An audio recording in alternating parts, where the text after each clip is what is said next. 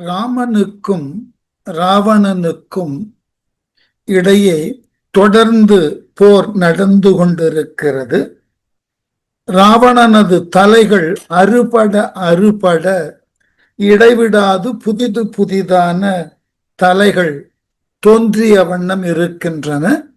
அவ்வாறு தோன்றக்கூடிய தலைகளையும் ராமன் தனது அம்புகளால் இடைவிடாது அறுத்து எரிந்து கொண்டிருக்கிறான். அதுதான் அடுத்த பாடல். நீர்த்தரங்கங்கள் தோறும் நிலம் தோறும் சீர்த்த மால் வரைதோறும் திசைதோறும் பார்த்த இடம்தோறும் பல்தலை ஆத்து வீழ்ந்த அசனிகள் விழுந்தன. பல்தலைகள் ராவணனினது துண்டுபட்ட பல தலைகள் நீர் தரங்கங்கள் தோறும் கடலின் அலைகளிலும் நிலம் தோறும் பல்வகை நிலங்களிலும் சீர்த்த மால்வரை தோறும் சிறப்பான பெரிய மலைகளின் மீதும் திசை தோறும் 8 திக்குகளிலும் பார்த்து இடம் தோறும் கண்ணில் பட்ட இடங்களிலெல்லாம் ராவணனது தலைகளாக இருக்கின்றன. ஆயினும் ராவணனிடம் புதிதாக தலைகள் தோன்றிய வண்ணமும் இருக்கின்றன. அசனிகள் விழுந்ததன. ஒவ்வொரு தலையும் நிலத்தில இடி விழுந்தது போல பொத்தென்று விழுந்து கொண்டே இருக்கின்றன ஆரவாரத்தோடு. என்ன செய்வது என்று ராமனுக்கு புரியல. தகர்ந்து மால்வரை சாய்வுற தாக்கின மிகுந்த வான்மிசை மீனம் மலைந்தன புகுந்த மகர குலம் போக்கு அற முகந்த வாயின் புணரியை முற்றுற. கடல்ல விழுந்த தலைகள் எல்லாம் வாய் திறந்த நிலையில் விழுந்ததினால் அந்த வாய்களுக்குள் கடல் நீர் முழுவதும் சென்று புகுந்து விட்டனவா. கடலிலே இருந்த மீன்கள் எல்லாம் நீர் இல்லாமல் தத்தளித்தனவா. எப்படி தகர்ந்து இவ்வாறு ராமனினுடைய அம்புகளினால் துண்டிக்கப்பட்ட ராவணனது தலைகள் திறந்த வாயோடு மால்வரை சாய்வுற தாக்கின பெரிய மலைகள் சாயுமாறு மோதி மிகுந்த வான்மிசை விரிந்த ஆகாயத்தில் உள்ள மீனம் மலைந்தன நட்சத்திர குவியல்களை தாக்கி புகுந்த கடலிலும் வந்து விழுந்தன. மேலெழுந்த தலை கீழே நட்சத்திர குவியலை தாக்கி கீழே விழுந்தன. மகர குலம் போக்கு அற பெரிய சுறாமீன் கூட்டங்கள் போகும் இடமின்றி புணரியை முற்றுன வாயில் முகந்த. புணரின கடல். கடலினது நீரை இந்த ராவணனது அறுபட்ட தலைகளினது திறந்த வாய்களிலே கடல் நீரானது முழுவதுமாக சென்று புகுந்துவிட கடலில் இருந்த சுறா மீன்கள் நீர் இல்லாமல் தவித்தனவாம். பொழுது நீட்டிய புண்ணியம் போன பின் பழுது செல்லும் அன்றே மற்றை பண்பு எல்லாம் தொழுது சூழ்வன முன் இன்று தோன்றவே கழுது சூன்ற ராவணன் கண்ணியலாம். ரொம்ப அழகானதோர் ஓமை. பொழுது நீட்டிய புண்ணியம் போன பின் பலகாலமாய் நீளா துய்த்து வந்த புண்ணிய பயன்கள் தீர்ந்து போன பின்னர் ஒருவன் செய்த புண்ணியமெல்லாம் தீர்ந்து போயிற்று என்றால் இதுகாரும் அவனுக்காக காத்திருந்த பாவங்களினுடைய முடிவுகள் எல்லாம் அவனை வந்து சேருமா. புண்ணிய பலம் அவனை தடுத்து கொண்டிருந்து இப்பொழுது அந்த புண்ணிய பலம் தீர்ந்ததினால் மற்றைய பண்பு எல்லாம் ஏனைய பிற தீமைகள் எல்லாம் பழுது செல்லும் அன்றே பழுதுபட்டு போகும். புண்ணியம் இருக்கின்ற வரைக்கும் எல்லாவற்றையும் காப்பாற்றலாம். புண்ணியம் போயிற்று என்றால் எல்லாம் பழுதுபட்டு போகும். தொழுது சூழ்வன அவையெல்லாம் வணங்கி வலம் வரக்கூடிய கழுது பேய்கள் முன் நின்று தோன்ற நேராக நின்று வெளிப்படையாக ராவணன் கண் எல்லாம் சூன்ற ராவணனுடைய கண்களையெல்லாம் அஞ்சாமல் அந்த பேய்களெல்லாம் தோண்டி தின்ன தொடங்கினவன். இதுகாரு ராவணனை கண்டால் அஞ்சின பேய்கள். ராவணனது புண்ணிய பலம் தீர்ந்து எப்பொழுது அவனது தலைகளெல்லாம் ராமனது அம்புகளினால் அறுபட்டு விழுந்தனவோ ராவணன் மீது கொண்டிருந்த பயங்களை போக்கிக் கொண்ட அந்த பேய்களெல்லாம் சற்றளவேனும் அஞ்சாமல் அந்த கண்களை எல்லாம் தோண்டி உண்ணத் தொடங்கினவா. வாளும் வேலும் உலக்கையும் வச்சிர கோளும் தண்டும் மழு எனும் கூற்றமும் தோளின் பத்திகள் தோறும் சுமந்தன மீளி மொயம்பன் உறும் என வீசினான். மீளி மொயம்பன், மீளின்னா மிகுதியான ஆற்றல் உடையவன். அப்படிப்பட்ட ஆற்றலுக்கு உரியவனாகிய ராவணன் மொயம்பன் தோளின் பத்திகள் தோறும் அவனது 20 தோள்களில் தாங்கி இருக்கக்கூடிய வாள், வேல், வஜ்ராயுதம், கதாயுதம், மழு எனும் கூற்றம், யமனை போன்று வருத்தும் மழு ஆயுதம் ஆகிய படைகளை ஒட்டுமொத்தமாக திரட்டி 20 கைகளினாலும் ராமன் மீது ஒரு சேர எறிந்தான். அவ்வளவு ஆயுதங்கள் ராவணன் எய்கின்றான். எவ்வளவு வேகத்தோடு அவை வரும்!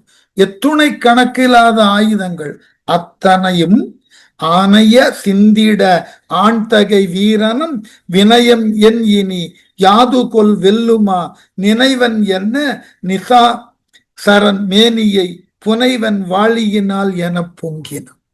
ராவணனால் எய்யப்பட்ட அத்துணை ஆயுதங்களையும் அணைய சிந்திட அத்தனை போர்ப்படைகளையும் ராமன் மீது ராவணன் எய்ய ஆண் தகை வீரனும் ஆண் பன்மைக்கு அதாவது ஆண் தகைமைக்கு உறைவிடமான ராமனும் இனி வினயம் இனி புரிய வேண்டிய நுட்பமான செயல் இந்த ராவணனை இனி கொல்லுதற்கு எதனை செய்தால் இவனை வீழ்த்த முடியும் என்று வெல்லுமா யாது, ராவணனை வெல்லும் வழி யாது என நினைவேன் ஆராய வேண்டும்.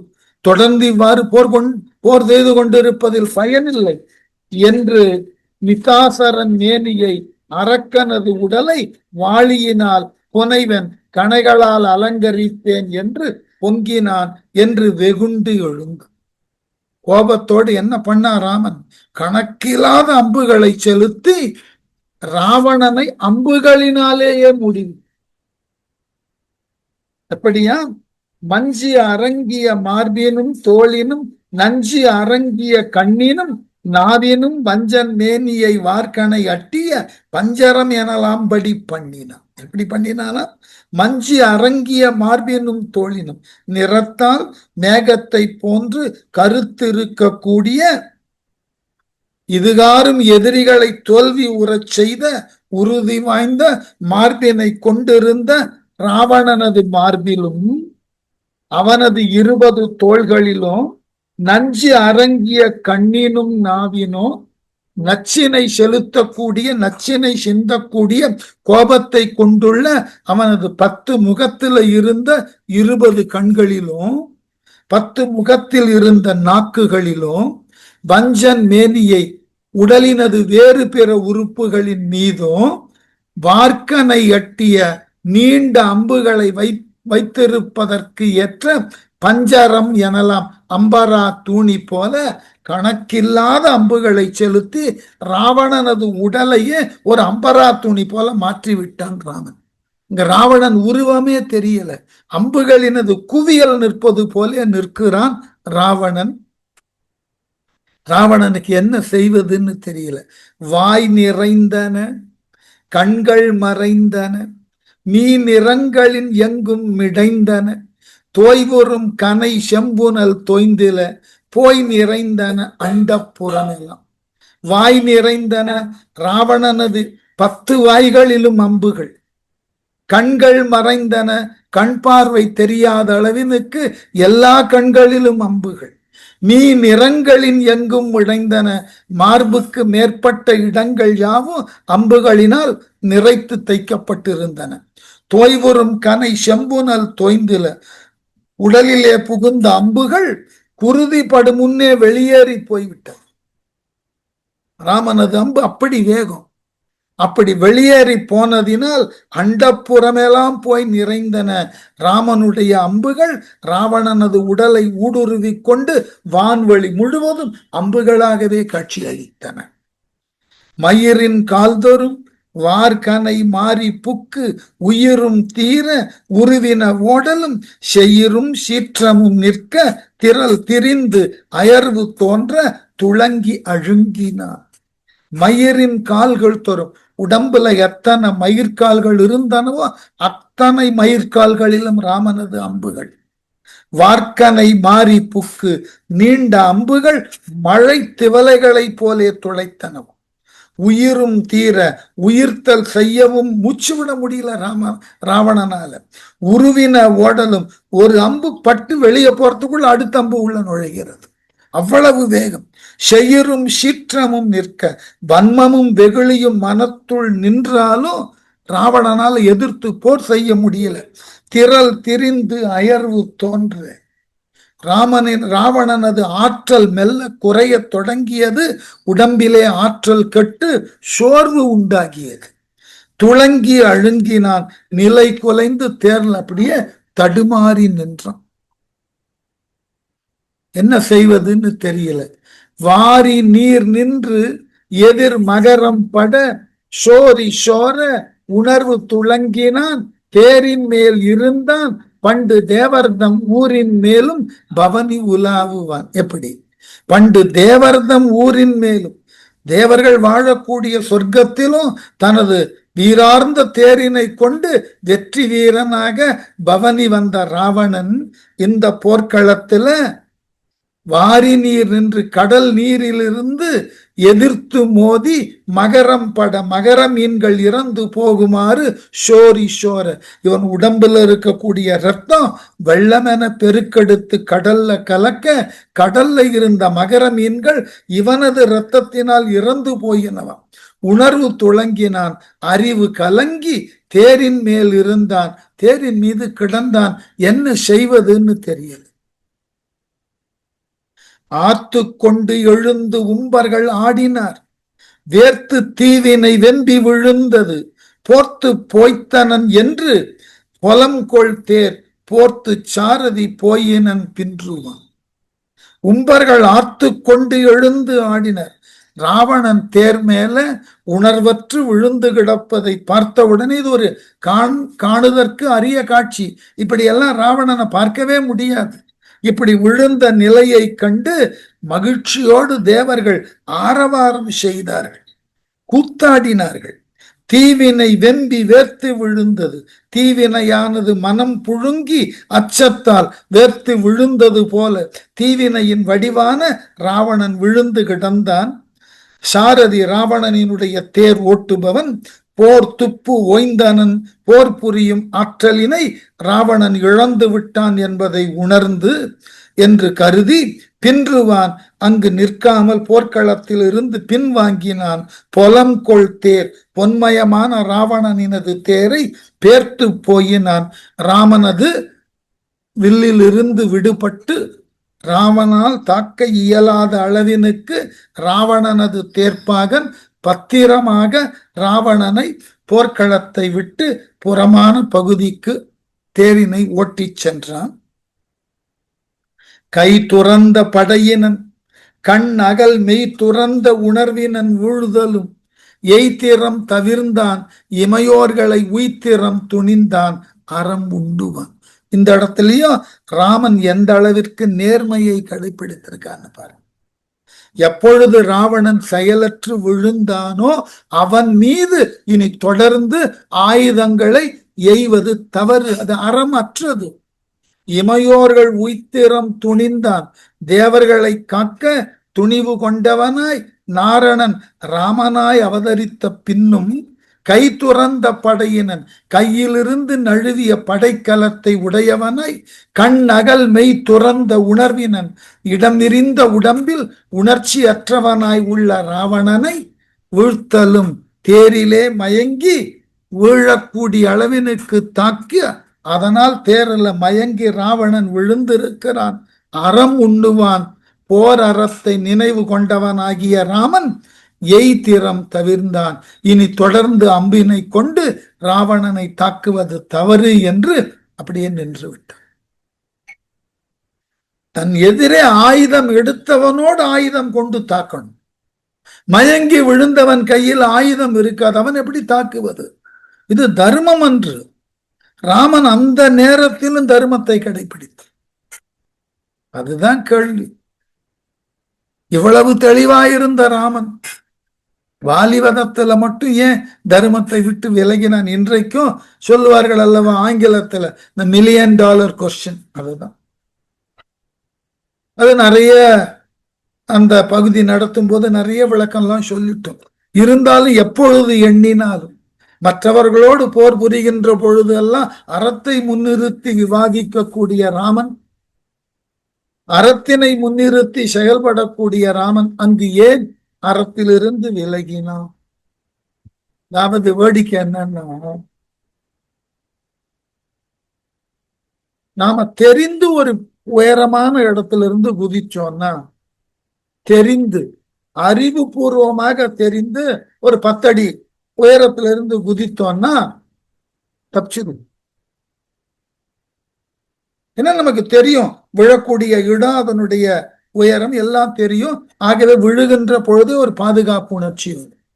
ஆனால் நம்மை அறியாமல் ஒரு சின்ன இடத்துல கால் சரிக்குதுன்னா பெரிய உபாதையை கொடுக்கும். அது போல ராமன் என்கின்ற ஒரு பெரிய கதாபாத்திரத்திற்கு வாலி வதம் என்பது though it is a small slip, இருந்தாலும் ராமனை பொறுத்த மட்டில் என்ன அளவுல நான் ரொம்ப பெரிய வீழ்ச்சியோன்னு கவலைப்படுவது உண்டு. ஆனால் இங்கு தன் மனையாளை சிறையெடுத்து திருடி சென்ற ராவணனுக்கு அறம் காட்டுகிறான். ஆயுதம் இல்லாமல் அவன் மயங்கி விழுந்திருக்கிறான். அவனை இனி ஆயுதத்தால் தாக்கக்கூடாது. அப்ப மாதலி சொல்றான், இதுதான் நேரம், முடிச்சுடு ராவணன்.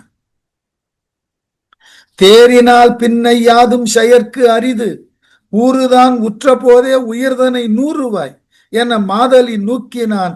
ஏறு சேவகனும் இது இயம்பினான். மாதலி தேர்ப்பாகனாகிய மாதலி ராமனிடம் சொன்னா, தேரினால் பின்னை யாதும் செயற்கு அரிது.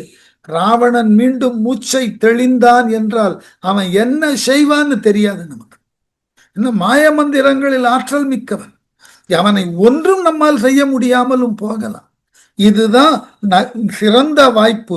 ஊறுதான் உற்ற போதே, இப்பொழுது அவன் செய்வது அறியாமல் தடுமாறி விழுந்திருக்கான், மயங்கி விழுந்திருக்கான். இதான் சரியான நேரம், அவனை கொன்றுவிடு.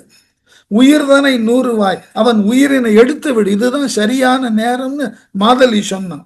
என நோக்கினான், ராமனை தூண்டினான். ராமா, இந்த நேரத்தை விட்டா வேற வாய்ப்பு நீ நமக்கு கிடைக்காது, முடிச்சிடும். அப்ப ராமன் சொன்னான், ஏறு சேவகனும் சிங்கத்தினை போன்ற. ராமன் சொன்னான், இல்ல இது தப்பு, இங்க நான் செய்ய மாட்டேன். என்ன சொன்னான்? படை துறந்து மயங்கிய பண்பினான் இடைபெறும் துயர் பார்த்து இகல் நீதியின் நடை துறந்து உயிர் கோடலும் நன்மையோ கடை துறந்தது போர் என் கருத்து என்று. படை துறந்து மயங்கிய பண்பினான் இடை, போர்க்கருவிகளை கைவிட்டு தனது நினைவினை இழந்து கிடக்கின்ற ராவணனை பெரும் துயர் பார்த்து, ஆகா இதுதான் சரியான நேரம், இந்த துன்பச் சூழலில் அவனை அழித்து விடுதல் எளிது என்று இப்ப நான் அவனை அழிக்கிறதுக்கு அம்பு விட்டா, இகல் நீதியின் நடை துறந்து, போரினை செய்தற்குன்னு தர்மம் இருக்கு, அந்த தர்மத்தை விட்டு அந்த ஒழுக்கத்தை விட்டு விலகி உயிர் கோடலும் நன்மையோ, எதிரியினது உயிரை கைப்பற்றுதல்ல என்ன நன்மை? என் கருத்து இது, என்னுடைய கருத்தின்படி கடை துறந்தது போர், கடைப்பட்ட பண்புகளிலிருந்து விலகுவதுதான் தூய போர் நெறி. ஆகவே நான் செய்ய மாட்டேன். இப்படி இவர்கள் பேசிக் கொண்டிருக்கின்ற பொழுது ராவணனுக்கு மயக்கம் மெல்ல விலகியது. போர்க்களத்தை விட்டு தான் ஒதுங்கி இருக்கிறத பார்த்தான். உடனே உனக்கு கோபம் வந்தது. யாரு கேட்டு என்ன தேரை போர்க்களத்தினுக்கு வெளியே ஓட்டி வந்தாய் என்று தன் சாரதியை திட்டினான். எப்படி? கூவீரம் சரி பொன்கொடி தேரொடும் போவர் அஞ்சினர், அன்னது ஓர் பொழுதினின் ஏவல் அஞ்சலியாதவர் என்னுடைய தேவர் அஞ்ச ராவணன் தேறினான். கூவீரம் செறி போர் கொடி தேருடும், கொடுஞ்சியன் கைப்பிடியோடு கூடிய பொன்னால் ஆகிய கொடியுடன் கூடிய தேர்களோடு போவார் அஞ்சினர், போகின்ற அச்சம் கொண்ட அறக்கருள் எல்லாம் பயந்து கொண்டிருந்தார். ஐயோ, ராவணன் போர்க்களத்தை விட்டு அவன் தேர் போகிறது, நமக்கு என்ன ஆகுமோன்னு மற்றைய அரக்கர்கள் எல்லாம் பயந்து கொண்டிருந்த அன்னது ஓர் பொழுதினில் அப்பொழுது ஏவர் அஞ்சலியாதவர், ராமனுடைய அறநெஞ்சத்தை எண்ணி யார்தான் கை கூப்பிவன். அரக்கர்களுக்கே புதுமையா இருந்தது. இதுதானேடா வாய்ப்பு, ராமன் கொல்லாமல் விட்டானே என்று அரக்க வீரர்கள் எல்லாம் ராமனை கை தூப்பி தொழுதார்களாம். ஏன்னா நேர்மையின் சிகரமாக இருக்கக்கூடிய ராமனை யார்தான் வணங்காமல் இருப்பார்கள்? எதிரி கூட ராமனது தர்மத்தை கண்டு வணங்குவார்களா? ஆகவே என்னுடைய மதிப்பினுக்கு உரிய தேவரஞ்ச வானவர்கள் அஞ்சுமாறு அப்பொழுது ராவணன் தேறினான். ராவணன் மயக்க நிலையிலிருந்து மெல்ல கண் விழித்தான். உறக்கம் நீங்கி உணர்ச்சி உற்றான் என மரக்கண் வஞ்சன் ராமனை வான் திசை சிறக்கும் தேரொடும் கண்டிலன் சீற்றம் தீப்பிறக்க நோக்கினன் பின்னுற நோக்கினான். மரக்கண் வஞ்சன் கொடுமை மிகுந்த கண்களை உடைய ராவணன் மெல்ல கண்ண திறந்தான். உறக்கம் நீங்கி மயக்கம் நீங்கி உணர்ச்சி உற்றான் என மூச்சை தெளிந்த அளவிலே வான்திசை சிறந்த திக்குள்ள சுத்தி பார்த்தான். நம்ம வேற எங்கேயோ நிக்கிற மாதிரி இல்ல இருக்கு. சிறக்கும் தேரோடும் ராமனை கண்டிலன். புகழுடைய தேரோடு நிற்கக்கூடிய ராமனை கண்ணுக்கு முன்னாடி இவன் பார்க்கல. பின் உற நோக்கினான். தன் தேர்ப்பாகனை பின்புறமாக பார்த்தான். அப்பொழுதுதான் தெரிஞ்சது தேர்ப்பாகன் நம்மை போர்க்களத்திலிருந்து பின்னடைந்திருக்கிறான். சீற்றம் தீப்பிறக்க நோக்கினான். சினத்தி கொப்பொழிக்க தேர்ப்பாகனை கடுமையா பார்த்தான். பார்த்துட்டு கத்தினா, தேர்த்திரித்தனை தேவரும் காணவே வீர விற்கை ராமர்க்கு வெண்ணகை பேர உய்த்தனையே பிழைத்தாய் என சாரதி பெயரோனை சலிப்புற. தேவரும் காண, தேவர்கள் எல்லாம் வேடிக்கை பார்க்கிற அளவுக்கு என் தேர போர்க்களத்திலிருந்து ஓட்டி வந்தாயா? என் எதிரிகளாகிய தேவர்கள் நான் புறமுதுகிட்டு தேரிலே வந்தேன் பின்னடைந்தேன்னு பார்த்தா சிரிக்க மாட்டான். தேர்த்திரித்தனை தேரை திருப்பி ஓட்டி வந்திருக்கிறாயே, தேவர்கள் எல்லாம் என்னை பார்த்து ஏளனம் செய்ய மாட்டார்களா? வீர விற்கை ராமருக்கு வீரம் செறிந்த கோதண்டம் என்கின்ற வில்லை பிடித்த ராமனுக்கு வெள்ளகை பேர உய்த்தனை என்னை பார்த்து ஏளன புன்னகை செய்யக்கூடிய ஒரு நிலையை உருவாக்கிட்டியே. போர்க்களத்தை விட்டு ராவணன் பின்னடைந்தான்ற ஒரு அவப்பெயரை உண்டாக்கி விட்டாயே ஏனா என்று சாரதி பெயரானை சலிப்புரா, சாரதி என்கின்ற பெயர் தாங்கியவனை வெறுத்து கத்தினான். தஞ்சம் நான் உன்னை தேற்ற தரிக்கிலா வஞ்ச நீ பெரும் செல்வத்து வைகனை அஞ்சினேன் எனச் செய்தனை ஆதலால் உஞ்சி போதி கொலாம் என்று உறுத்தி எழ. தரிக்கிலா வஞ்ச, பொறுத்து கொள்ள முடியாத வஞ்சத்தை செய்த தேர்ப்பாகனேன். எனக்கு எத்தனை நாளா இப்படி ஒரு பெரிய வஞ்சத்தை செய்வதற்கு திட்டம் தீட்டி இருக்கிறாய். தஞ்சம் நான் உன்னை தேற்ற என்னை காப்பவன் நீ என்று நான் உன்னை தெளிந்திருக்க நீ பெரும் செல்வத்து வைகினை, அதனால் தான் நான் தரும் செல்வங்களை கொண்டு தெரிய வளவாழ்வு வாழ்கின்ற ஞாபகம் வச்சுக்கோ. நான் கொடுக்கிற பணத்தால நீ இருக்கிற வேண்டாம், என் உத்தரவு இல்லாம எப்படி தேர பின்வாங்க செய்தாய். அஞ்சினேன செய்தனை இவ்வளவினுக்கு எதிரிக்கு நான் பயந்து விட்டேன் என்று அதனால் மயங்கி விட்டேன் என்று தேரை பின்னுக்கு இழுத்து வந்தாயா. ஆதலால் உஞ்சி போதி கொள், போனா போறது உன்னை இதோட விடுறேன் என்று உறுத்தி எழா என்று கூறி ராவணன் வெகுண்டு எழுந்தான். அப்போ சாரதி விளக்கம் சொன்ன, எனக்குன்னு சில தர்மம் இருக்கியா? நீ பெரிய வீரனா இருக்கலாம், நான் உன் தேரை செலுத்துறதுக்கு எனக்கு சில தர்மம் இருக்கு, அதை நான் விட முடியாது, அதை நான் விட முடியாது. ஆகவே வாழ் கடை கணித்து ஒச்சலும் வந்து அவன் தாழ் கடைக்கு அணியா தலை தாழ்வுரா மூள் கடை கடும் தீயின் முனிவு ஒளி கோள் கடை கணித்து என்று அவன் கூறுவான்.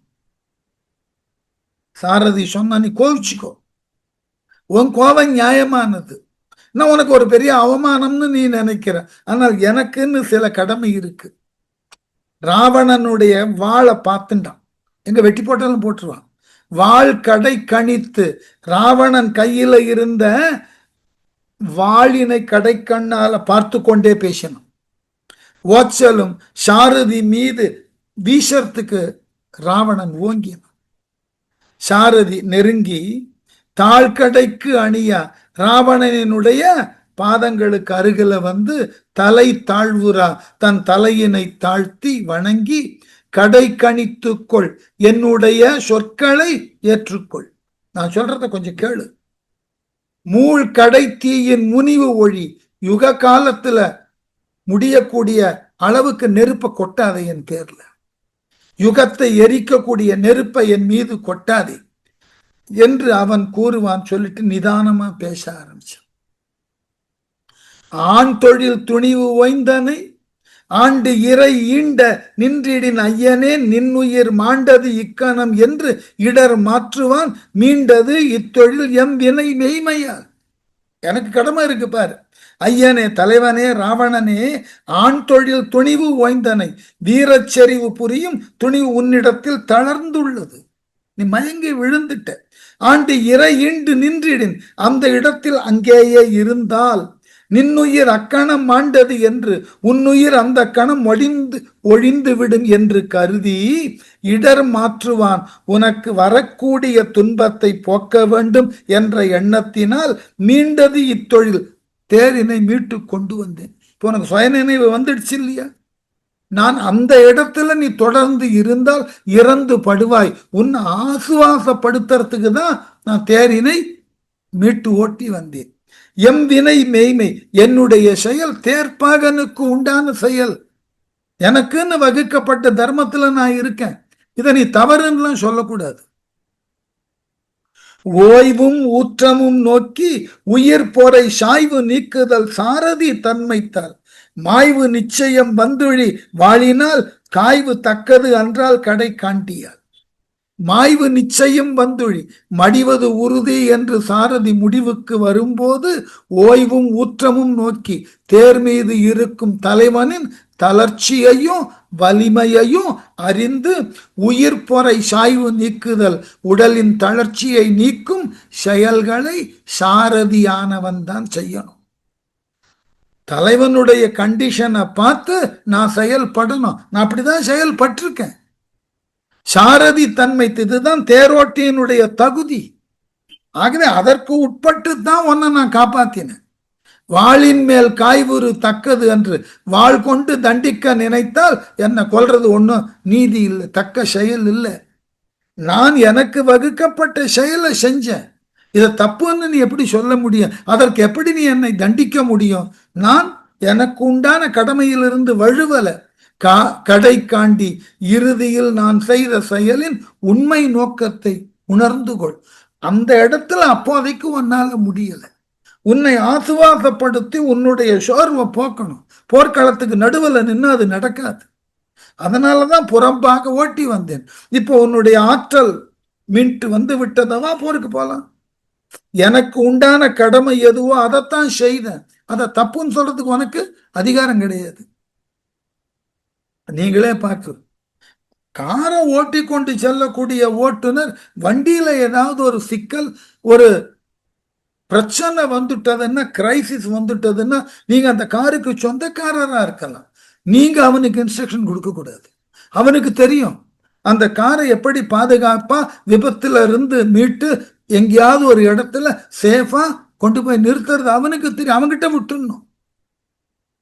அவனுக்கு உட்கார்ந்து இப்படி கொண்டு போயிட்டு பெரிய மரத்துல மோதறதுக்கு பதிலா பெரிய சாலையில போய் எதிர் வரக்கூடிய வண்டிகள்ல மோதறதுக்கு பதிலா சின்னதா ஒரு கல்லுல மோதி நிறுத்தினான்னு என் காரை இப்படி நீ பெரிய அளவுல பழுதடைய வச்சுட்டேன்னு, ஐயா இதை நான் மோதி நிறுத்தலைன்னா பெரிய அளவுல இடிபாடுகளுக்கு உட்பட்டு உன் காரும் போயிருக்கும், நீயும் போயிருப்பேன். இதெல்லாம் இந்த வண்டி ஓட்டுபவன் கிட்ட பொறுப்பை கொடுத்தோம்னா சாரதி சொன்ன என் பொறுப்பு அது. எனக்கு வகுக்கப்பட்ட வேலையை தான் நான் செஞ்சேன் என்று இறைஞ்சலும் எண்ணி இறங்கினான். வென்றியம் தடம் தேரினை மீட்க என சென்று எதிர்ந்தது தேரும் அத்தேர்மிசை நின்ற வஞ்சன் ராமனை நேர்வூர என்று இறைஞ்சலும் இவ்வாறு தேரோட்டி தன் நிலையை விளக்கி பணிவோடு சொன்ன உடனே எண்ணி இறங்கினான். ஆமாம், தேர்ப்பாகன் செய்தது சரிதான், அவனுக்குண்டான கடமையை அவன் செய்தான் என்று அவன் மேல் கோபம் கொண்டதற்கு வருந்தின ராவணன் அவன் மீது இரக்கம் கொண்டு வென்றியம் தேரினை மீட்க, என்னுடைய வெற்றி பொருந்திய தேரினை மீண்டும் போர்க்களம் நோக்கி செலுத்துக என்று ஆணையிட தேரும் சென்று எதிர்ந்தது. அவனது தேர் ராமனுக்கு எதிராக போய் நிறுத்தி வைக்கப்பட்டது. அத்தேர் நின்ற வஞ்சன், அத்தேரின் மீது நின்றவனாகிய ராவணன் என்கின்ற வஞ்சகன் ராமனை நேர்வுரா ராமபிரானை நேராக பார்த்தான். கூற்றின் வெங்கனை கோடியின் கோடிகள் தூற்றினான். வலி மும்மடி தொற்றினான் வெற்று ஓர் வாழ் அரக்கன் என வெம்மையால் ஆற்றினான் செரு கண்டவர் அஞ்சினார். மயக்கம் தெளிந்து வந்த ராவண சோர்வே இல்லாம என்ன செய்தானாம்? கூற்றின் வெங்கனை கொல்லுதற்கு உரிய யமனை போன்று கொடிய கனைகளை கோடியின் கோடிகள் கோடி கோடியா தூற்றினான் ராமன் மீது செலுத்தினான். வேறு ஓர் வாழ் அரக்கன் என்று இவன் முந்தைய ராவணன் அல்ல, மயங்கி கிடந்தவன் வேறொரு ராவணனா இப்ப வந்திருக்கான். மயக்கத்தினுக்கு உட்பட்ட ராவணன் இல்ல, வேறொரு புதிய ராவணனை போல் வந்து சற்றளவேனும் ஆற்றலில் குறையாமல் கோடி கோடியா ராமன் மீது கொடிய கனைகளை செலுத்த வெம்மையால் செரு ஆற்றினான். கொடும் போர் புரிந்தான் கண்டவர் அஞ்சினர். அப்போரினை பார்த்து கொண்டிருந்த தேவர் முனிவரெல்லாம் பயப்பட ஆரம்பித்தார்கள். இதுதான் தகுந்த நேரம். ராமன் முடிவு பண்ணான், இவ்வளவு அம்புகளையும் நீ விடுதற்கு காரணம் உன்னுடைய வில்லு தான. முதல்ல வில்ல அறுக்கிற. எல் உண்டாயின் நெருப்பு உண்டு எனும் இது ஓர் சொல் உண்டாயது போல் இவன் தோளிடை வில் உண்டாகின் வெலற்கு அரிது ஆம் என செல் உண்டால் அன்னது ஓர் கனை சிந்தி. எல் அதான் அந்த பழமொழி, ரொம்ப அழகான பழமொழி. புகை உண்டு எனில் பொங்கு அனல் உண்டுன்னு சுக்ரீவனுக்கு அறிவுரை சொன்ன இடம். அந்த மரபை இங்க மாத்தினார். ஒளி உண்டானால் ஒளி இருக்கிற இடத்துல நெருப்பு இருக்கும். அது போல எனும் இது ஒரு சொல் உண்டாயது போல் என்கின்ற ஒரு சொல் தொடர் உண்டாவது போல் இவன் கையில வில் இருக்கிற வரைக்கும் அம்பு வந்து கொண்டே இருக்கும். இந்த ராவணனுடைய தோளிடை வில் உண்டாகின், தோள்களிலே வில் இருக்கின்ற வரைக்கும் வெலற்கு அரிது ஆம் என இவனை வெல்ல முடியாது, இடைவிடாது அம்புகளை செலுத்திய வண்ணம் இருப்பான் என்று கருதி ஷெல் உண்டால் அன்னது ஓர் கனை சிந்தினான். ஷெல்லுன்னா இடி, இடி போய் தாக்குவது போல ராமன் ஒரு பெரிய அம்ப ராவணனது வில்லை நோக்கி செலுத்தினான். செலுத்தின உடனே நாரணன் படை நாயகன் உய்ப்புறா பாரணங்கினை தாங்குறும் பல்வகை வாரணங்களை வென்றவன் வார்சிலை ஆரணங்கை இரு துணி ஆக்கினான். நாரணன் படை, ராமன் செலுத்தினது நாராயணிய அஸ்திரம்.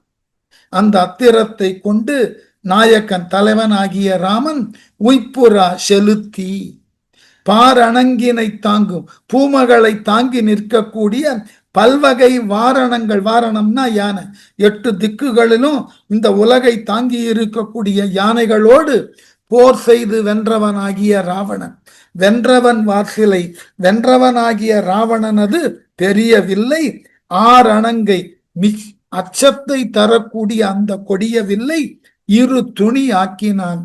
நாராயணி அஸ்திரத்தை செலுத்தி அந்த வில்ல 2ஆ துண்டித்தான்.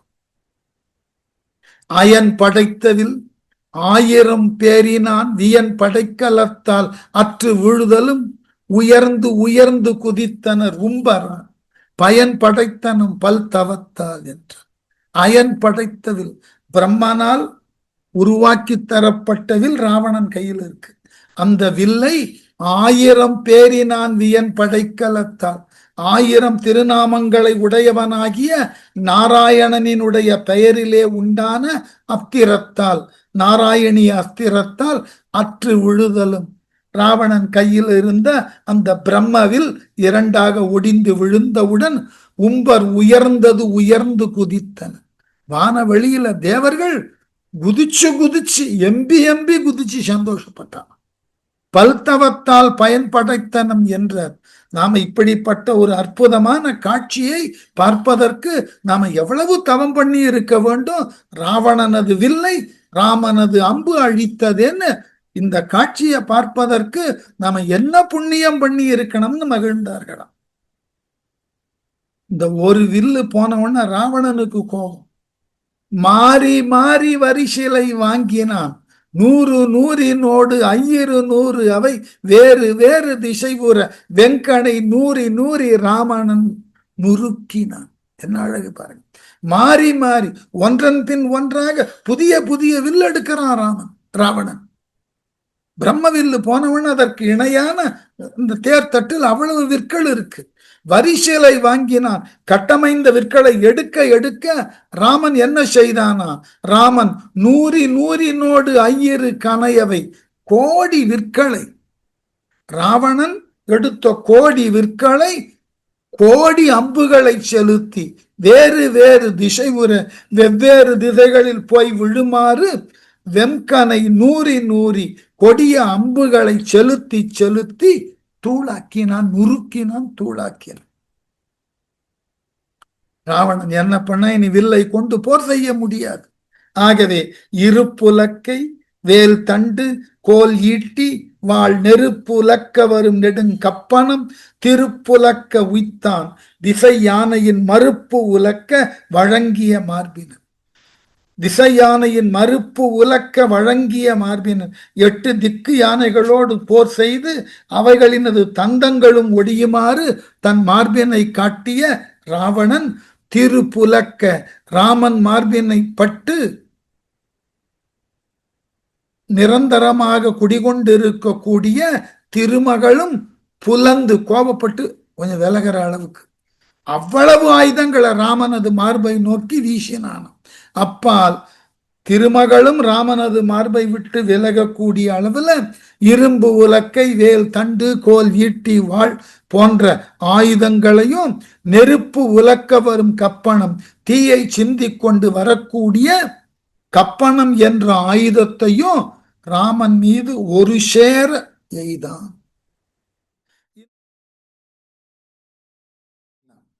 இருப்புலக்கை வேல் தண்டு கோல் ஈட்டி வாழ் நெருப்பு உலக்க வரும் நெடும் கப்பணம் திருப்புலக்க உய்த்தான் திசை யானையின் மறுப்பு உலக்க வழங்கிய மார்பினர். ராவணன் தன்னிடம் இருந்த இருப்பு உலக்கை வேலாயுதம் தண்டு கோலாயுதம் ஈட்டி வாழ் நெருப்பினை சிந்திய வண்ணம் வரக்கூடிய நெடிய பெரியதாகிய கப்பணம் என்கின்ற ஆயுதம் இவை அத்தனையும் ஒன்றாய் திரட்டி ராமன் மார்பின் மீது எரிந்தானாம். ராமன் மார்பிலே நிரந்தரமாய் குடிகொண்டிருக்கக்கூடிய திருவாகிய திருமகள் லக்குமியும் கொஞ்சம் இந்த ஆயுதங்கள் எல்லாம் எங்கே தன்னை தாக்கி விடுமோ என்று சற்று கோபப்பட்டு ஒதுங்கினாளாம். திருப்புலக்க உய்த்தான். அந்த ராமனது மார்பிலே இருக்கக்கூடிய திருமகளானவள் விலகக்கூடிய அளவினுக்கு ராவணன் அத்துணை ஆயுதங்களையும் ஒரு சேர திரட்டி எய்தான். எப்படிப்பட்ட ராவணன் என்றால், இந்த உலகை காக்கக்கூடிய 8 திசை யானைகளினது தந்தங்களை தன் மார்பிலே பெற்று கொண்டவனாகிய ராவணன். அவை அனைத்தும் அறுத்து அகன் வேலையில் குவை அனைத்தும் என குவித்தான் குறித்து இவை அனைத்தும் இவனை வெல்லா என அவை அனைத்தும் துறந்தவன் நாடினான். அவை அனைத்தும் ராவணனால் எய்யப்பட்ட அத்துணை ஆயுதங்களையும் அறுத்து தனது அம்புகளினால் துண்டாக்கின ராமன் என்ன நினைக்கிறான், இத்தகு ஆயுதங்களை இவன் தொடர்ந்து எய்து கொண்டிருப்பான், அவைகளை நான் தடுத்து அவைகளை கடலிலே சென்று வீழ்த்த வேண்டும். ஆகவே அவ்வாறு குவையென குவித்தான். குவியல் குவியலாக ராவணன் எய்த ஆயுதங்களை எல்லாம் செயலற்று போகச் செய்து ராமன் கடலிலே குவித்தான். நவை அனைத்தும் துறந்தவன், குற்றங்களை அனைத்தும் துறந்தவனாகிய ராமபிரான் இவை அனைத்தும் இவனை வெல்லா என, நாம் என்னதான் தொடர்ந்து போர் செய்து கொண்டிருந்தாலும் இந்த ராவணனை நம்முடைய இத்தகு அம்புகளினால் வெல்ல முடியாது என்று கருதி குறித்து நாடினான் வேறு என்ன செய்யலாம் என்று சிந்திக்க தலைப்பட்டான் ராமன். கண்ணினுள் மணி ஊடு கழிந்தன எண்ணின் நுண் மணலின் பல வெங்கனை புண்ணினுள் நுழைந்து ஓடிய புந்தியோர் எண்ணின் நுண்ணிய என் செயற்பாற்று என. எண்ணின் ஆராய்ந்து பார்த்தால் நுண் மணலின் பல நுண்ணிய மணலை காட்டிலும் மிகுதியான எண்ணிக்கையில் உடைய புந்தியோர் எண்ணின் நுண்ணிய வெங்கனை அறிஞர்களாலும் அறிந்து கூறப்பட இயலாத நுணுக்கமான பல கொடிய அம்புகளை கண்ணின் உள் மணியோடு கழிந்தன. கண்ணின் உள்ள கருமணியின் உள்ளேயும் சென்று தைக்கக்கூடிய அளவினுக்கு அம்புகளை ராமன் எய்தாலும் புண்ணின் உள் நுழைந்து ஓடிய, ஏற்கனவே ராவணனது உடம்பிலே பட்ட புண்களின் வழியாக மேலும் மேலும் ராமனது அம்புகள் நுழைந்து நுழைந்து வெளியே சென்ற வண்ணம் இருக்கின்றன. என் செயற்பாற்று, இனி இனி என்னதான் செய்ய முடியும் இந்த ராவணனை கொல்லுதற்கு என்று ராமன் சிந்திக்க தொடங்கினான். நாரணன் திரு உந்தியில் நான்முகன் பார வெம்படை வாங்கி இப்பாதகன் மாறின் எய்வன் என்று எண்ணி வலித்தனன் ஆரியன் அவன் ஆவி அகற்றுவான். ஆரியனாகிய ராமன் அவன் ஆவி அகற்றுவான். இந்த இடத்துல அவன் என்பது ராவணனை சுட்டி நிற்கும் சொல்.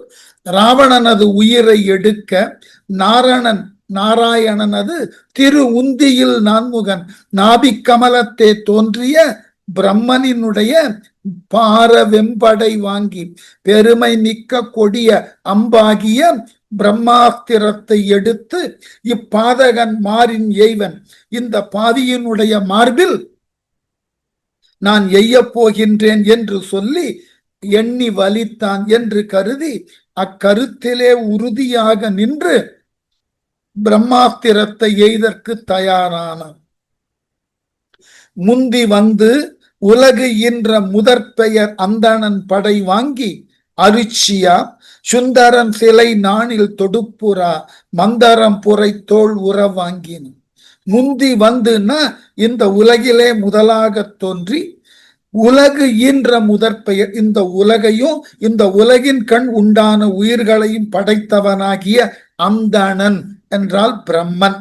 அவனது படை வாங்கி அவனது அத்திரமாகிய பிரம்மாஸ்திரத்தை எடுத்து அர்ச்சித்து அந்த அத்திரத்தை மனதார வணங்கி பிரம்மாஸ்திரத்தினுக்கு உண்டான வழிபாட்டு முறைகளை எல்லாம் செய்து சுந்தரன் சிலை நாணில் தொடுப்புறா, அழகனாகிய ராமன் அந்த பிரம்மாஸ்திரத்தை தன் வில்லிலே வைத்து தொடுத்து மந்தரம் புரை தோல் உற வாங்கினான். மந்தரமலை போன்று பருத்திருக்கக்கூடிய தன் தோல் வரைக்கும் நாணினை இழுத்து அந்த அம்பினை விரைவாக அழுத்தமாக செலுத்துதற்கு முயன்றான். புறம் சுட பண்டு அமைத்தது, பொன் பனை மரம் துளைத்தது, வாலியை மாய்த்துளது, அறம் சுட சுடர் நெஞ்சின் அறக்கற்கோன் உரம் சுட சுடரோன் மகன் உந்தினான். புறம் சுட பண்டு அமைந்தது. சிவபிரான் ஒரு காலத்துல முப்புறங்களை எரிப்பதற்கு அவன் உருவாக்கின அம்பு போலவும், பொன் பனை மரம் துளைத்தது, அழகிய கிளைகள் கொண்ட மராமரத்தை துளைத்த அம்பினை போன்றும். சுக்ரீவன் வேண்டினான் அல்லவா வாலியை கொல்லுதற்கு முன்பு, ராமனே நீ 7 மராமரங்களை ஒற்றை அம்பினால் துளைத்து காட்டு என்று. அப்படிப்பட்ட அம்பினை போன்றும் வாலியை மாய்த்துள்ளது, ராமன் வாலியை கொல்லுதற்கு பயன்படுத்தின அம்பு போலவும் உண்டான அந்த பிரம்மாஸ்திரத்தை அறம் சுட அறமானது தாக்க சுடர் நெஞ்சின் அறக்கற்கோன், மேலும் சுடர்விடும் தீச்சுடர் போன்று நெஞ்சினை உடைய அரக்கர்களினது தலைவனான ராவணனினது மார்பிலே உரம் சுட மார்பினை தாக்கக்கூடிய அளவினுக்கு சுடரோன் மகன் உந்தினான். சுடரோன் சூரியன், சூரிய குல தோன்றலாகிய ராமன் அம்பினை விரைவாக செலுத்தினான். அந்த அம்பு ராவணன் மீது பட்டது. ராவணனது மார்பை துளைத்தது. ராவணன் விழுந்தான். காலும் வெண்கனலும் கடை காண்கிலா மாலும் கொண்ட வடிக்கனை மாமுகம் நாளும் கொண்டு நடந்தது, நான்முகன் மூல மந்திரம் தன்னொடு மூட்டலா.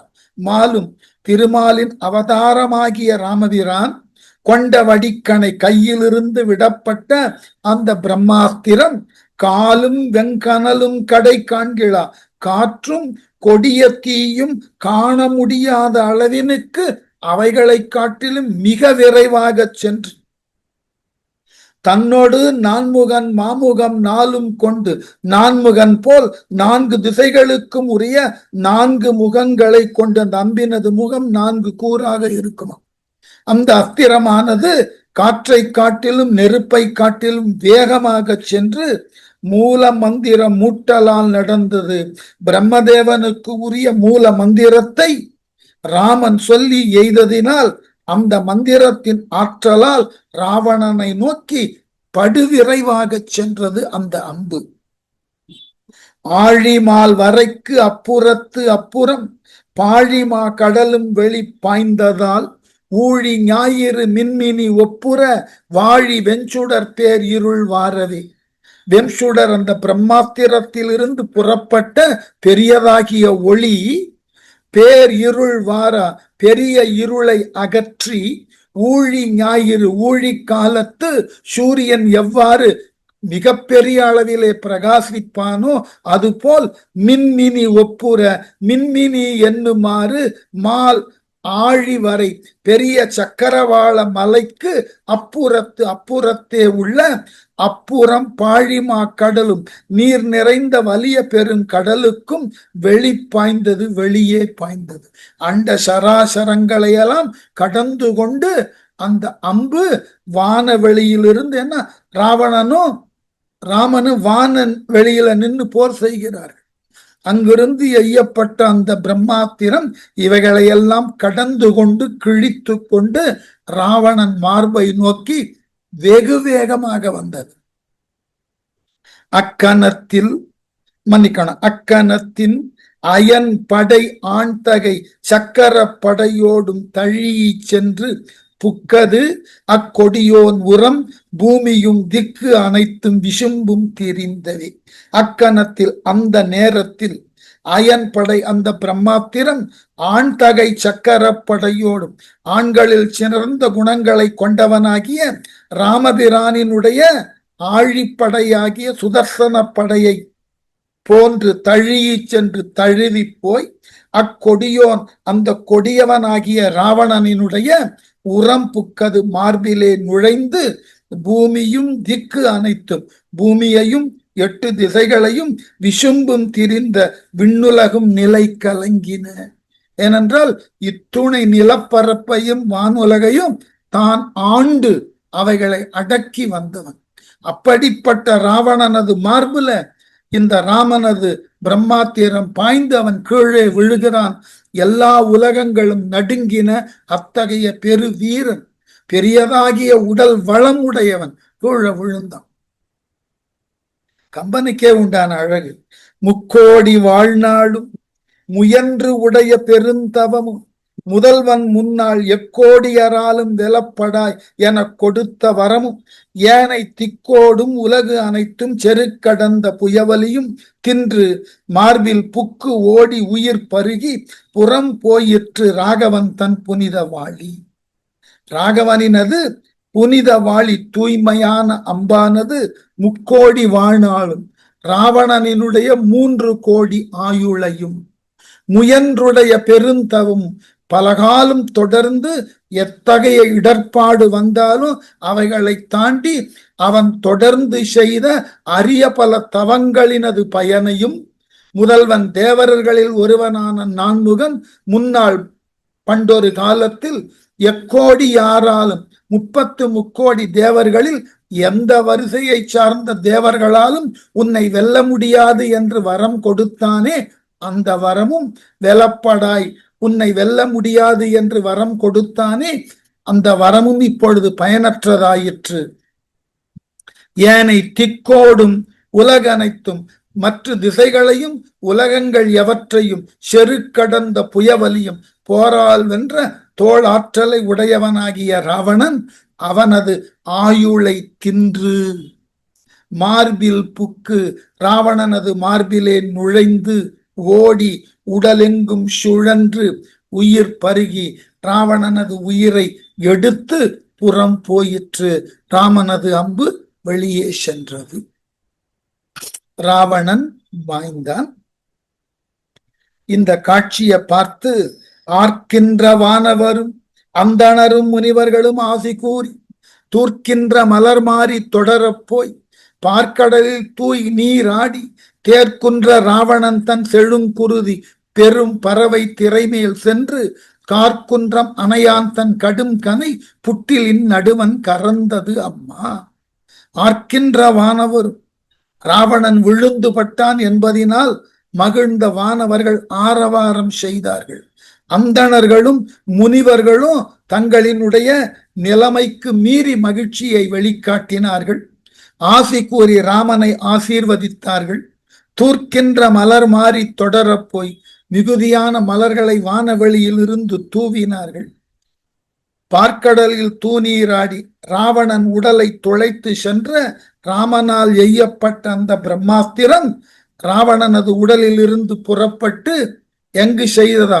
பார்க்கடல் சென்று அந்த பார்க்கடலிலே இந்த அம்பானது மூழ்கி தன்னை தூய்மைப்படுத்தி கொண்டு பார்க்கடலில் தூநீராடி திருப்பார்க்கடலிலே இந்த அம்பானது சென்று தன்னை தூய்மைப்படுத்தி கொண்டு தேர்க்குன்ற ராவணன் தன் குன்றனைய தேரினை கொண்டிருக்கக்கூடிய ராவணனின் செழுங்குருதி பெரும் பறவை திரைமேல் சென்று மிகுதியான இரத்தத்தை கடல் போலே சிந்தின அந்த ராவணனது இரத்தத்தின் மேலாக சென்று கார்குன்றம் அணையான் தன் கடுங்கனை கரிய மலை போன்ற ராமபிரானினது அந்த கொடிய அம்பானது அவனால் எய்யப்பட்ட அந்த பிரம்மாஸ்திரமானது புட்டிலின் நடுவே ராமபிரானின் அம்பரா துணியின் நடுவே கறந்தது. அந்த மற்றைய அம்புகளோடு அது சென்று மறைந்தது. ஏனென்றால் ராமனது அம்பு எங்கு எய்தாலும் எய்தது இலக்கை சென்று தாக்கி மீண்டும் பத்திரமாக அவனது அம்பரா தூணியை வந்து அடையும். அவ்வாறு வந்து அடைந்தது. அடுத்த வகுப்புல பார்ப்போம். நன்றி.